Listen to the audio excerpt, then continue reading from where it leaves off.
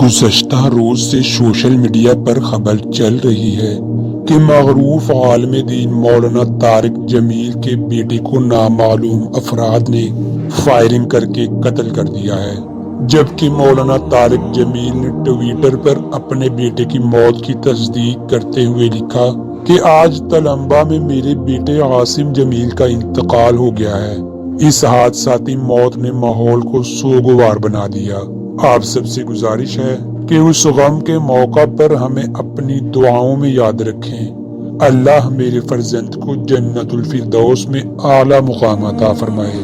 تلمبہ میں نامعلوم افراد کی فائرنگ سے مولانا طارق جمیل کا بیٹا عاصم جمیل جاں بحق ہوا۔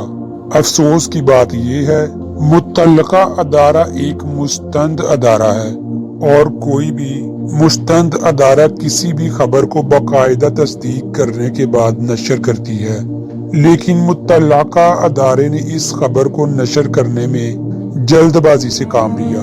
اس خبر کو ملک کے دیگر حصوں کی طرح سوات میں بھی صارفین نے خوب وائرل کیا۔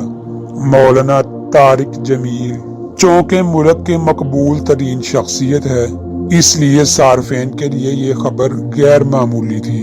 عاصم جمیل کے موت کے حوالے سے سوات کے ایک ڈیجیٹل چینل رمونگ سوات نے دعویٰ کیا ہے کہ مولانا طارق جمیل صاحب کے بیٹے عاصم جمیل نامعلوم افراد کی فائرنگ سے شہید کر دیے گئے ہیں۔